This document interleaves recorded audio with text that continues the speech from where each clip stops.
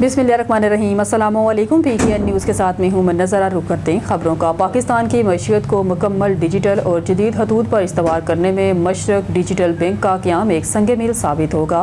वज़ीर-ए-आज़म शहबाज शरीफ का Mashrak digital retail bank की इफ्तिताही तकरीब से खिताब। वज़ीर-ए-आज़म मोहम्मद शहबाज शरीफ ने डिजिटलाइजेशन को वक्त की ज़रूरत करार देते हुए कहा कि मशरक डिजिटल बैंक का क़याम पाकिस्तान में कैशलेस कारोबार और मालियाती शोबे की तरक्की और फ़रोग में संग मील साबित होगा। नौजवान मुल्क की आबादी का बड़ा हिस्सा हैं। ये नौजवान हमारा सरमाया हैं और अजीम मौक़े हैं। मैशियत मजबूत और तरक्की और शफाफियत के लिए इसको पेपरलेस बनाना और इसमें इंसानी अमल दखल कम करना होगा।